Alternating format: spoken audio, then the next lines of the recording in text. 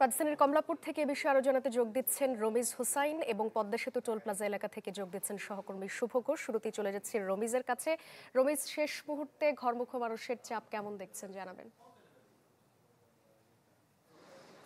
সকাল থেকে এইখান থেকে যতগুলো ট্রেন ছেড়ে গেছে 12টা পর্যন্ত আমার কাছে যে তথ্য আছে 24টি ট্রেন কমলাপুর রেল স্টেশন থেকে বিভিন্ন গন্তব্যে ছেড়ে গেছে। প্রতিটা ট্রেনেই কিন্তু যে বিপুল পরিমাণ যাত্রী বা উপচে পড়া যাত্রী সে ধরনের কোনো তথ্য কিন্তু আমরা বা সে ধরনের কোনো চিত্র আমরা দেখিনি। অন্যান্য স্বাভাবিক সময় সাধারণত বৃহস্পতিবারে সপ্তাহের শেষ কর্মদিবসে যে ধরনের যাত্রীদের চাপ থাকে তার থেকেও কিন্তু কম যাত্রীর সংখ্যা আমরা দেখেছি। কিন্তু ঈদ যাত্রার আজকে যেহেতু শেষ দিন, যদি কালকে যদি ঈদ না হয় সেক্ষেত্রে হয়তো যেই পরিমাণ যেই ট্রেনগুলো আসলে সচরাচর চলে থাকে সেভাবেই ট্রেন চলাচল করবে।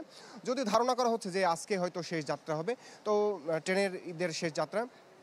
এরই মধ্যে আমরা অনেক যাত্রীর সাথে কথা বলেছিলাম, তারা আসলে যারা কালকে যাওয়ার চিন্তা করেছিলেন কিন্তু যখন গতকালকে সৌদি আরবে চাঁদ উঠে গেছে ঈদের এবং আজকে যেহেতু সেখানে ঈদ হচ্ছে, তো তারা কিন্তু আগে আগে এখানে চলে এসেছে এবং আজকেই তারা যাচ্ছেন। তবে আজকে যারা এখানে এসেছেন এবং যারা গন্তব্যে যাচ্ছেন তাদের নিজ নিজ বাড়িতে, এনারা বেশিরভাগই ব্যবসায়ী শ্রেণীর এবং বিভিন্ন আইন শৃঙ্খলা রক্ষাকারী বাহিনীর কয়েকজন সদস্য আছেন যারা শেষ মুহূর্তে ছুটি পেয়েছেন, তারা রয়েছেন এবং অনেকেই গৃহকর্মী আছেন যারা ছুটি নিয়ে তারা নিজ নিজ গন্তব্যে ফিরছেন।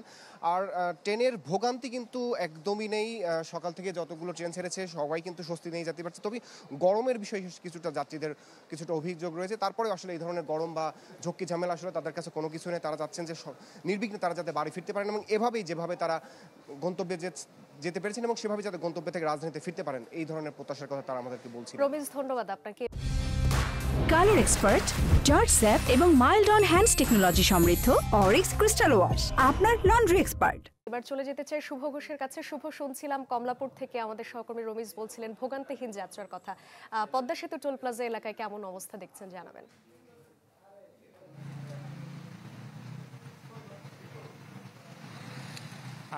সাদিয়া, আসলে শেষ মুহূর্তে আপন নিরে আপন ঠিকানায় যারা ফিরছেন তারা কিন্তু ভোগান্তিহীন স্বস্তির এক ঈদ যাত্রা শেষ মুহূর্তে তারা দেখছেন। আমরা সকাল থেকেই দেখেছি ঢাকা মাওয়া এক্সপ্রেসওয়েতে কিন্তু আজ যানবাহনের দীর্ঘ সারি তৈরি হয়নি। কিছুক্ষণ পরপর যানবাহন আসলে সেটি কিন্তু সুনির্দিষ্টভাবে টোল দিয়ে চলে যাচ্ছে।